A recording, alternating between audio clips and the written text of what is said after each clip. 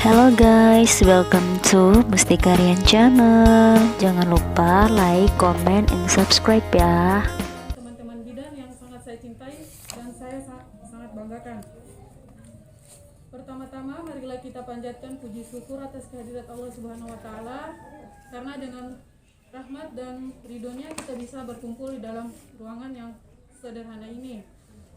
Sebelum kita melangkah ke acara demi acara, saya akan membacakan susunan acara pada pagi hari ini. Yang pertama yaitu sambutan dari Bapak Kepala Puskesmas, kemudian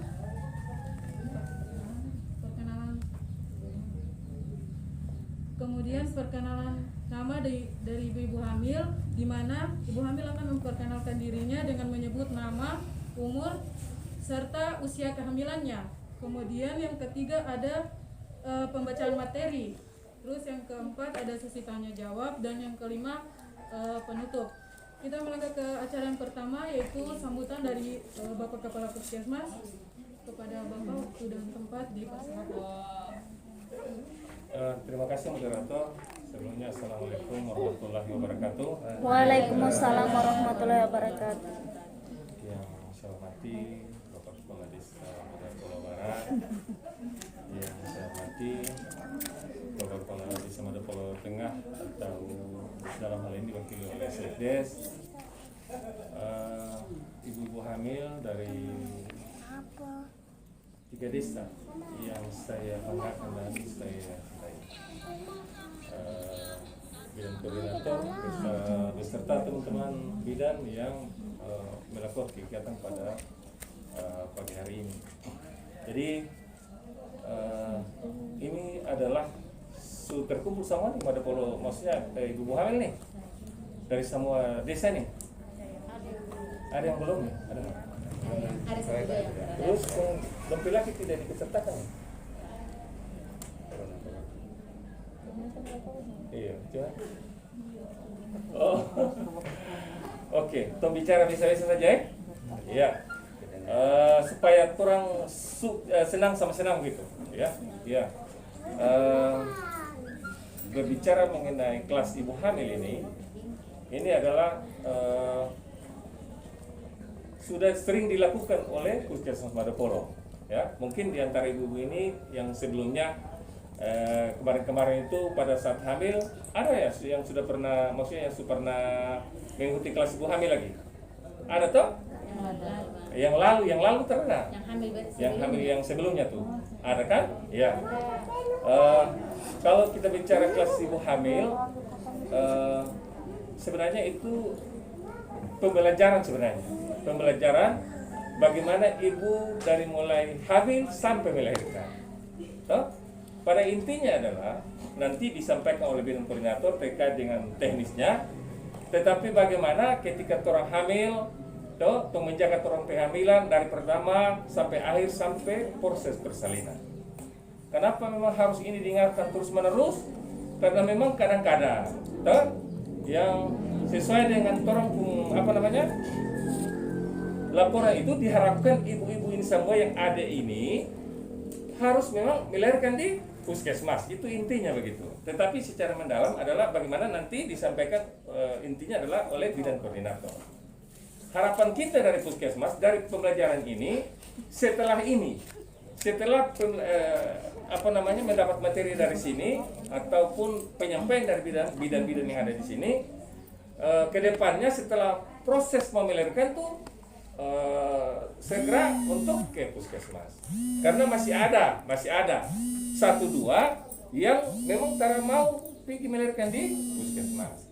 Nanti selesai dengan alasan karena orang su tersempat, karena su ada di tampak.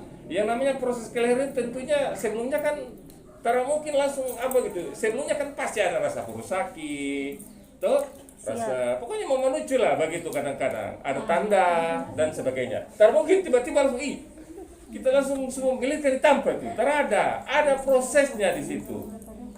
Nah, nantinya dari penyampaian yang dilakukan oleh bidan ini, tolong ini dipahami, tolong ikuti bersama, supaya dalam proses nantinya saya sangat berharap bahwa setelah proses melahirkan pergi di puskesmas. sekarang ini tuh sudah lengkap semua di sana. Dokter juga orang Madapolo, toh? Tenaga-tenaga semua orang Madapolo, apalagi yang kurang?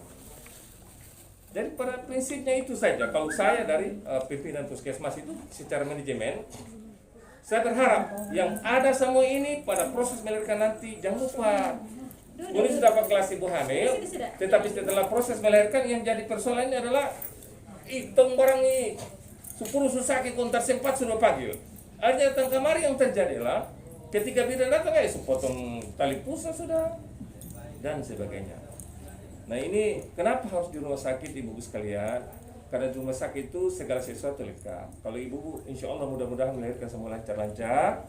Tetapi kalau memang ada kendala pada rumah sakit lengkap. Kenapa lengkap? Di sana kan ada, misalnya ada alat bantu, sebagainya, peralatan-peralatan yang dibutuhkan untuk merawat ibu, merawat bayi dan sebagainya.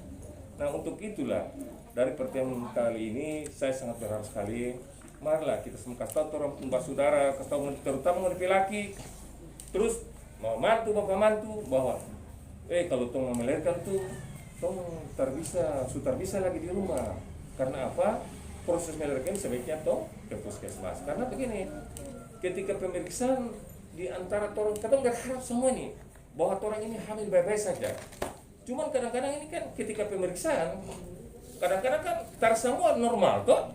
Ada sempit. Ini kan nanti diproses ini pemeriksaan dapat tahu sudah. Sehingga pada saat proses melahirkan tiba-tiba lama ini ya sudah status di kampung sini.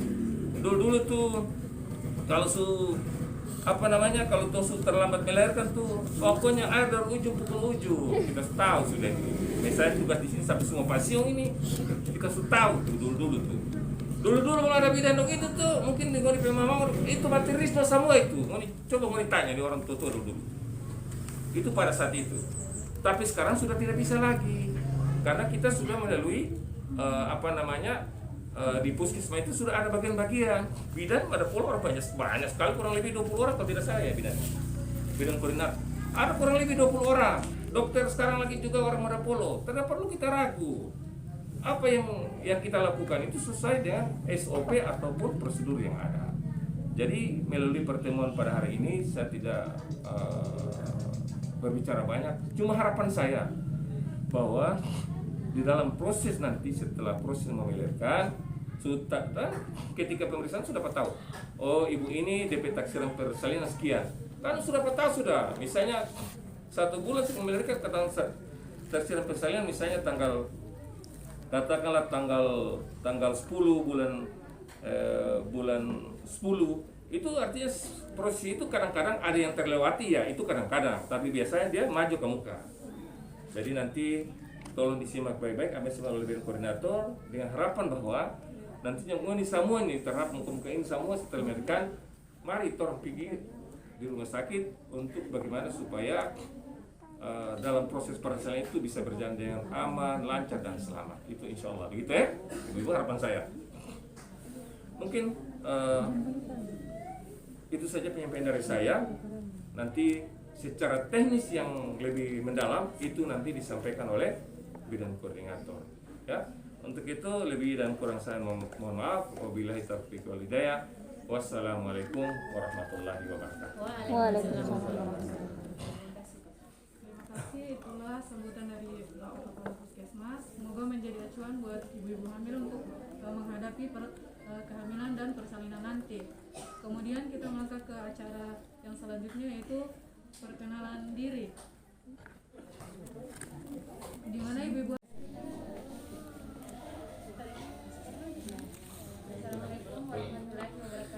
Waalaikumsalam warahmatullahi wabarakatuh.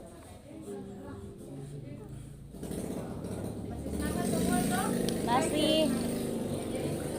Saya akan membawakan materi bersama IPS atau antinatal dikenal dengan pemeriksaan kehamilan. Saya harap nanti semester dalam materi ibu-ibu bisa fokus dan kalau ada yang ingin ditanyakan boleh nanti bisa nggak tahu langsung boleh bertanya. Untuk kehamilan itu sendiri pasti ibu semua sudah tahu kok karena sekarang ibu dalam keadaan hamil. Namanya hamil berarti terdapatnya janin di dalam kandungan seorang wanita ya.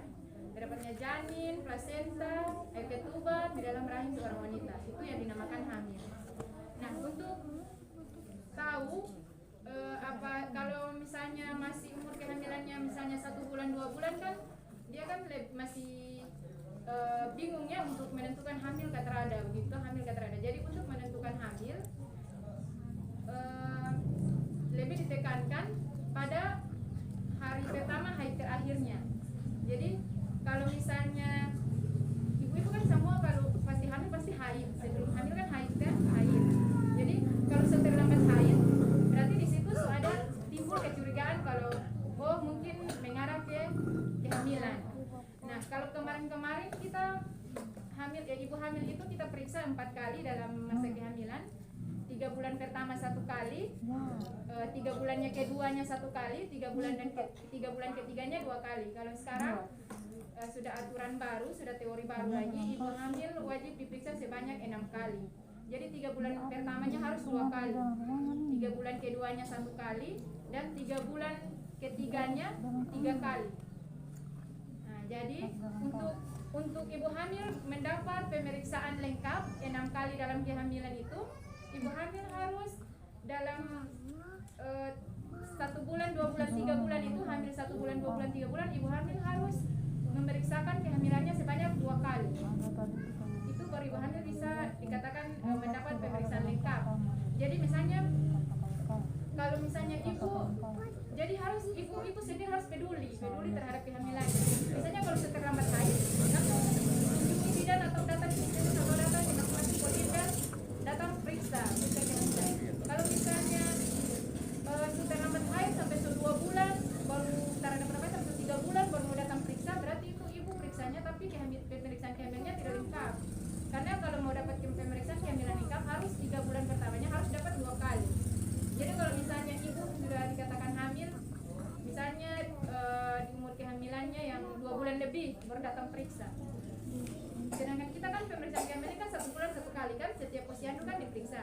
Jadi kalau sudah 2 bulan lebih baru datang otomatis periksa berikutnya 3 bulan lebih. Berarti setara dapat pemeriksaan ANC lengkap atau pemeriksaan kehamilan lengkap. Harusnya 3 bulan pertama sudah dapat 2 kali. Jadi kalau baru terlambat 1 minggu, terlambat 2 minggu, kontespek samar-samar, boleh lapor saja, toh lapor, tapi masih samar-samar. Nanti kita anjurkan 1 minggu lagi baru spek ulang lagi supaya bisa dapat tahu hasil yang jelas, toh. Nah jadi harapan kami kepada ibu-ibu, kalau ibu-ibu semua tahu nanti padahal kalau pemeriksaan kehamilan lengkap tuh awal-awal kehamilan dari 1 bulan, 2 bulan, 3 bulan tuh harus dapat 2 kali pemeriksaan. Jadi kalau misalnya ditemukan misalnya saudara, teman, kakak, adik, kalau misalnya ada yang begitu kayak isu terlambat haid, jadi maksudnya kasih informasi secepatnya begitu. Iya langsung ibu bidan sudah lah periksa supaya dong ambil data. Terus biasanya kan di awal kehamilan tuh banyak sekali komplikasi yang terjadi, mual muntah, ada kepala pusing, bahkan sampai perdarahan. Nah makanya di situ mengapa sampai di triwulan pertama atau 3 bulan pertama itu disuruh pemeriksaannya sebanyak 2 kali, karena itu untuk menekan komplikasi yang terjadi di awal kehamilan. Jadi bisa dicegah sedini mungkin. Jadi pada saat siapa tahu hamil, di situ langsung mulai pemberian nutrisi, suplemen, berupa obat-obatan juga, vitamin. Di situ kan langsung dikasih ke bawah supaya konsumsi, biar mengurangi komplikasi yang terjadi seperti mual muntah, pusing yang berlebihan. Nah itu untuk standar pemeriksaan kehamilan. Nah kalau untuk kehamilan sendiri, ibu nanti kan semua kan hamil dapat buku toh. Jadi ibu bidan kasih buku, kan setiap pemeriksaan kan ibu bidan juga bilang tuh baca buku ya, buku dibaca ibu, buku dibaca. Setiap kali pemeriksaan ibu bidan selalu mengingatkan kalau buku harus dibaca. Jadi pada buku halaman 16 itu merupakan jenis-jenis pemeriksaan kehamilan. Jadi ibu datang, diukur tinggi badannya, ditimbang berat badannya, diukur lingkar lengan atasnya, ditensi, diukur tinggi perutnya, terus juga dikasih imunisasi, dikasih obat tablet tambah darah. Jadi semua yang ibu bidan melakukan tindakan kepada ibu hamil itu berupa penanganan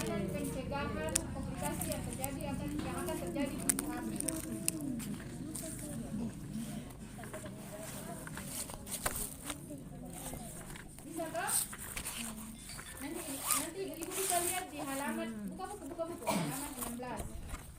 Nah, jadi di sini ini merupakan standar pelayanan pemeriksaan kehamilan. Jadi semua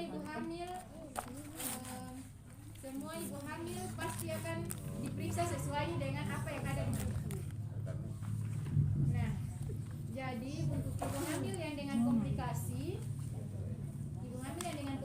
nanti akan dirujuk ke puskesmas. Nanti dari desa rujuk ke puskesmas. Di puskesmas nanti diperiksa oleh dokter. Kalau memang diharuskan dirujuk ke Labuha, maka harus disuruh konsultasi ke dokter di Labuha. Gitu. Jadi makanya diundang Bapak Kepala Desa supaya jika terjadi sesuatu yang bertentangan dengan ibu hamil, misalnya instruksi dari petugas kesehatannya harus dirujuk, tapi ibu hamilnya kayak tak mau begitu. Disitulah peran dari aparat desa yang kita punya bekerja sama dengan aparat desa supaya bagaimana sehingga ibu hamil itu bisa konsultasikan, itu adalah masalah kesehatan.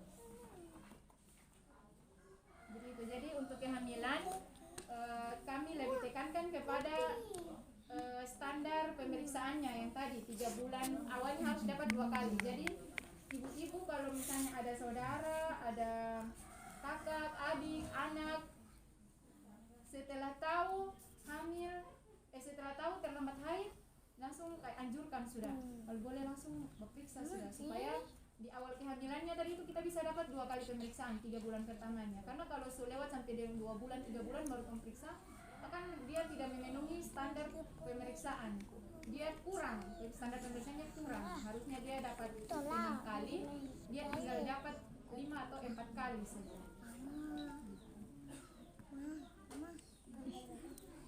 Boleh ada pertanyaan? Oke, selanjutnya saya kembalikan ke moderator. Terima kasih. Itulah materi tentang hamil atau antenatal care. Kepada ibu-ibu, ada yang ingin mengajukan pertanyaan? Oke, sebelumnya assalamualaikum warahmatullahi wabarakatuh. Yang saya hormati Bapak Kepala Desa ya. Oh iya. Dan apa sih? Kepala Puskesmas.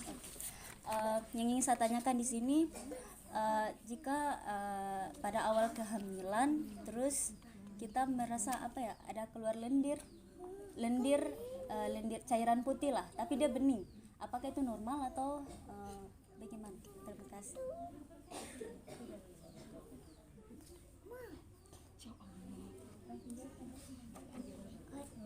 Masih ada pertanyaan lagi?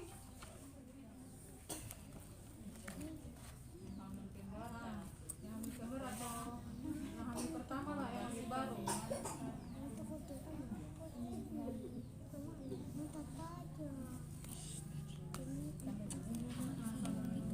Iya, tapi kan dia bukan kayak warna yang ini kan bening, makanya saya tanya apakah itu normal, kan darah putih kan. Dari koordinator. Oke, terima kasih, pertanyaannya bagus sekali. Hamil yang keberapa nih? Kedua. Yang keberapa? Kedua ya. Mungkin yang pertama tidak mengalaminya. Enggak. Iya. Oke, ini adalah pertanyaan dari Ibu siapa nama? Mustika. Ibu Mustika, dan jawabannya untuk semua ibu hamil ya. Mungkin ada ibu hamil juga yang mengalami begitu, tapi belum ada kesempatan untuk bertanya. Biasanya ada keluhan-keluhan seperti itu. Baiklah, saya mencoba menjawab apa yang ditanyakan oleh Ibu Mustika, bahwa pada awal kehamilan ibu tersebut sering merasa ada keluar lendir putih bening dari kemaluannya ya. Jadi secara medis, secara ilmu kesehatan itu normal. Jadi itu yang namanya keputihan. Jadi keputihan itu secara ilmu kesehatan ada 2, patologis dan fisiologis, normal dan tidak normal. Kalau yang dikatakan tidak normal adalah ada 3 kriteria, yaitu 1 gatal, 2 bau, dan 3 berwarna. Yang tadi ibu maksudkan dia bening, berarti dia masuk dalam kategori normal. Jadi semua ibu hamil memang ada yang mengalami, ada juga yang tidak. Dan kalau itu dialami oleh ibu hamil, itu masih fisiologis normal. karena dia tidak punya salah satu dari 3 tanda. Jadi 3 tanda itu salah satu saja itu harus diobati. Karena itu bisa kalau misalnya ibu hamilnya tadi saya katakan ada 3, tapi dia hanya mengalami salah satu, misalnya dia gatal, ya, dia gatal, otomatis ada efeknya, misalnya dia garut, terus kumannya itu dia bisa, yang tadinya dia di bawah saja, dia siap masuk ke sampai ke rahim dan dia bisa mempengaruhi si janin di dalam, ya. Jadi kalau yang dialami oleh Ibu Mustika itu masih yang normal saja, ya. Oke, bisa? Ya, Oke. Selanjutnya masih ada lagi pertanyaan?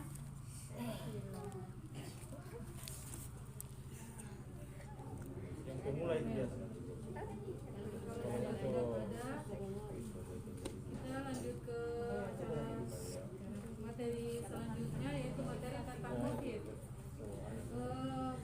Kepada pemateri di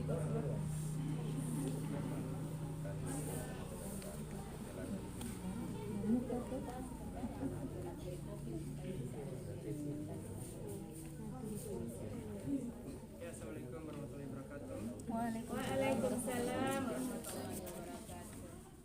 Mau kali kita baik. Jadi perkenalkan, nama saya Mustin. Saya dari Puskesmas. Dalam hal ini tim vaksin COVID. Hari ini saya dipercayakan oleh teman-teman dari Puskesmas untuk membawakan materi tentang vaksin COVID. Jadi pertama orang harus tahu juga vaksin itu apa. Vaksin itu ternyata vaksin itu adalah produk ada 2 produk di Indonesia, yaitu produk yang hidup dan produk yang dilemahkan. Produk yang hidup itu contohnya vaksin AstraZeneca. Terus produk yang dimatikan itu Sinovac.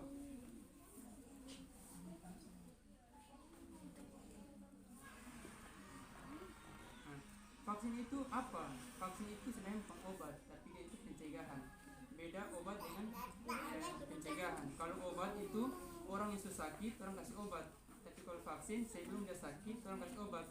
Artinya supaya orang benteng tubuh itu ada. Sebelum orang sakit, ada yang lawan itu penyakit yang akan masuk di orang. Terus bagaimana vaksin bekerja dalam tubuh? Jadi vaksin itu dia melindungi orang dari penyakit tertentu.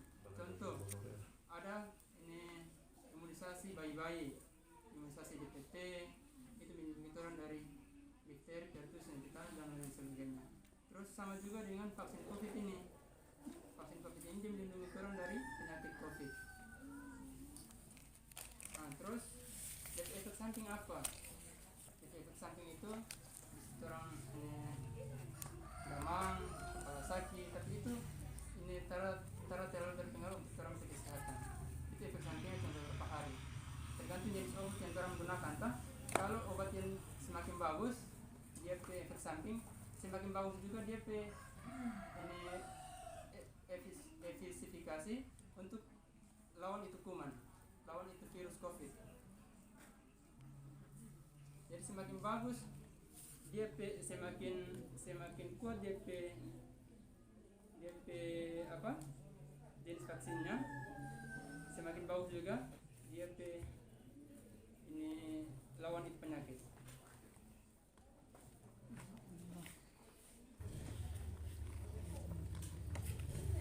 Terus kalau ada pertanyaan begini, kalau misalnya orang sudah divaksin, apakah orang akan dapat COVID? Apa jangan ibu bertanya begitu? Jadi vaksin ini tara 100% dia melindungi orang, paling terada ada benteng untuk orang. Jadi misalnya orang yang tervaksin beda dengan orang yang sudah divaksin. Kalau misalnya orang divaksin 100% mungkin dia pesakit itu parah, mungkin yang sudah divaksin ini kurang dari itu. Ya, saya kira itu saja. Mungkin ada yang mau ditanyakan.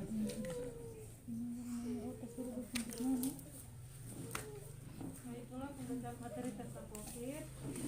Ibu hamil, apakah ada yang ingin mengajukan pertanyaan?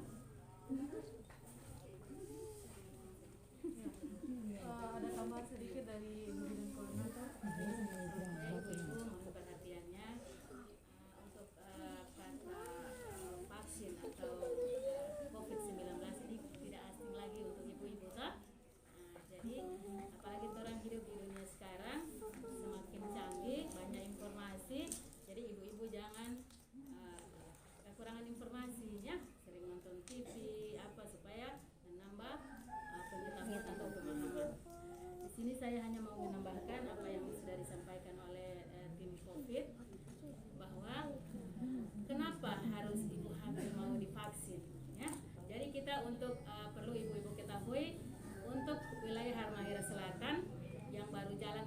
dalam kota. Ya, kita untuk daerah-daerah belum ada instruksi. Hanya di sini pada kesempatan ini kami menjelaskan sekilas supaya pada waktunya nanti paham gitu. Karena rata-rata orang tidak mau bukan karena apa, tapi karena belum paham. Ya, tapi kalau dia paham manfaatnya apa, kerugiannya apa, pasti dia mau. Kan begitu ibu-ibu toh? Jadi perlu ibu-ibu ketahui bahwa untuk kasus COVID-19 itu banyak menyerang ibu-ibu hamil. Ya. Jadi di awal-awal informasi yang mendapat vaksin itu masyarakat dengan usia 18 tahun ke atas. Tapi untuk informasi selanjutnya ternyata setelah kasus ini berjalan, ternyata kasusnya itu banyak ibu hamil. Kalau ibu hamilnya sudah kena, maka 2 nyawa yang dipertaruhkan, ya, ibu dan janin di dalam kandungan, ya. Makanya Kemenkes menginstruksikan semua ibu hamil dengan usia 13 minggu, tahu 13 minggu ibu? 3 bulan lebih sedikit, sampai usia 33 minggu itu wajib divaksin. Tujuannya apa ibu-ibu? Supaya ibunya sehat, bayinya juga sehat, ya. Karena perlu ibu-ibu ketahui bahwa kalau seorang ibu hamil terus dia kena COVID, maka berdampak pada janinnya. Karena kuman dari COVID tersebut dia merusak plasenta. Tahu plasenta? Dodomi. Apa fungsinya dodomi? Dodomi itu fungsinya untuk memberi makan kepada janin. Kalau dia suruh rusak akan makanan sudah bisa masuk ke janin. Kalau janinnya sudah bisa makan, maka dia tidak akan bertahan hidup. Bahkan bisa terjadi kecacatan. Ya? Jadi kalau misalnya dia kena pada ibu hamil yang usia trimester 1 sampai 3 bulan, bisa saja terjadi keguguran. Atau kalau misalnya terjadi di usia trimester 2 atau trimester 3, dia bisa saja terjadi persalinan prematur. Tahu persalinan prematur? Harus 7 bulan. Baru 6-7 bulan sudah melahirkan. Ya? Nah, makanya kemarin ada ibu-ibu pernah yang di puskesmas di Posyandu di swab, ada kan? Nah, itu tujuannya orang screening lebih awal. Jadi orang dicek lebih awal supaya kalau ada yang kena langsung beri obat. Jadi obat itu adalah hanya isolasi mandiri. Kalau yang karena rata-rata dia tidak punya keluhan, misalnya dia paling rasa pusing, lemas atau apa. Jadi biasanya disuruh istirahat, karena boleh keluar-keluar, terus mengkonsumsi vitamin, banyak minum air putih, terus banyak kalau bisa dengan susu, nah supaya dia punya. Jadi karena kuman tersebut ini tidak tahan dengan panas, dia tidak bisa misalnya orang membiasakan diri untuk cuci tangan. Ada 5M. Biasa yang sering-sering ibu-ibu baca 5M. Apa ini 5M? Cuci tangan, jaga jarak, pakai masker, terus hindari kerumunan. Terus yang ketiga itu yang memang kalau perlu ya jangan keluar lah. Misalnya ke mall, shopping sementara COVID lagi wabah-wabahnya, ya bisa kena apalagi berjalan tanpa pakai masker. Nah, jadi kalau yang 2 hal belakang, yang 4 dan 5 mungkin orang jalan-jalan ini, tapi minimal yang 3M pertama itu kalau bisa dijalankan ya. Itu hal yang sederhana, cuci tangan. Cuci tangan pakai sabun. Kenapa harus cuci tangan pakai sabun atau antis lah, atau kalau yang biasa dong jaga beli semprot tangan gosok itu sudah cukup. Jadi kenapa harus tangan yang dicuci? Ada yang tahu ibu-ibu? Kenapa yang tangan yang dicuci? Kenapa tara muka yang cuci? Kenapa tara kaki yang cuci? Kebanyakan kuman. Karena tangan suka aktivitas pegang ini, pegang itu, pegang ini kan?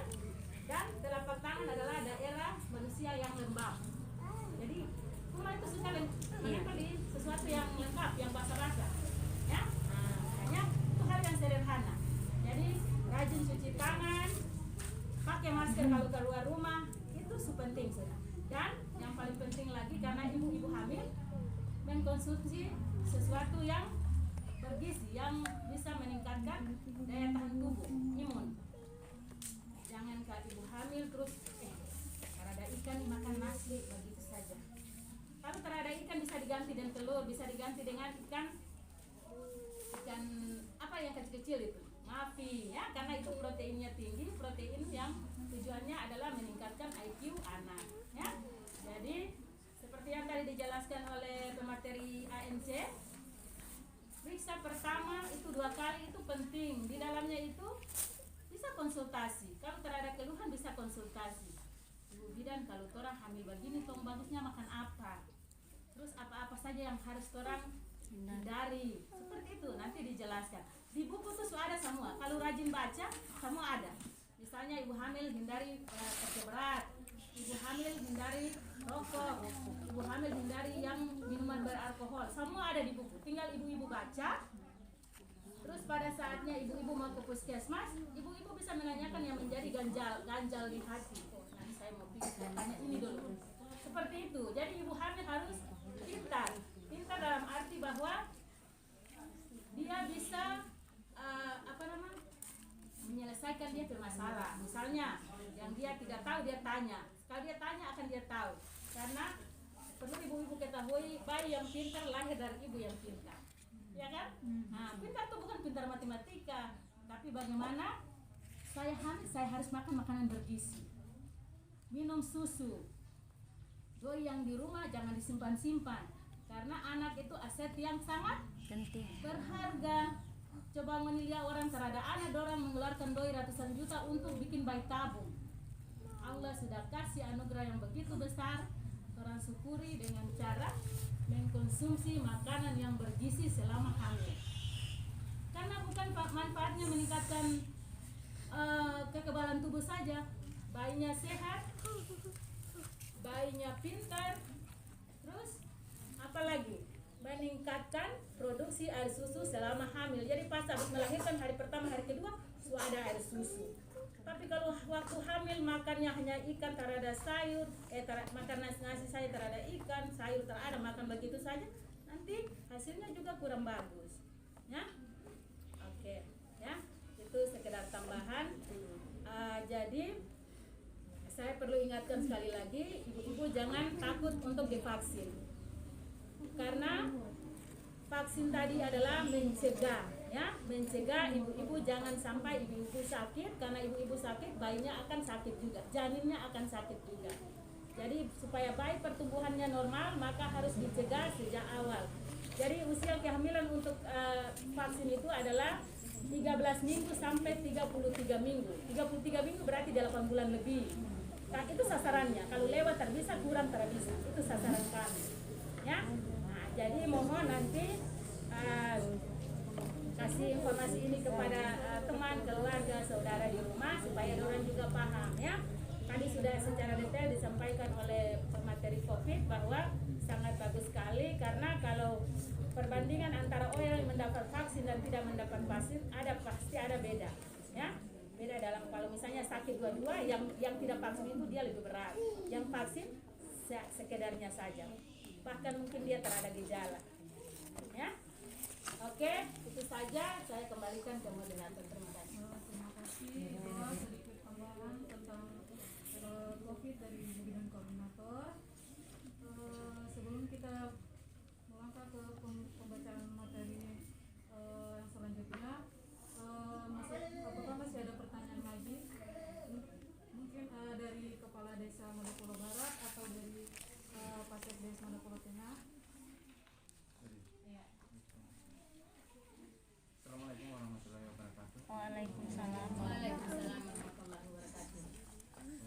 Mungkin saya lanjut saja terkait masalah tujuan kami diundang ini.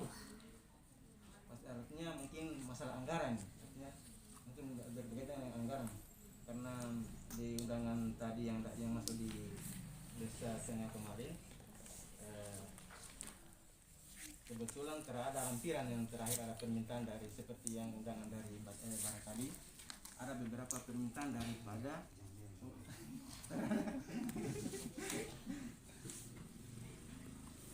sini ada undangan dari Madapolo Barat, ini ada lampiran terakhir ini permintaan dari desa, dari bidang desa. itu terhadap kami ingatnya dalam persiapan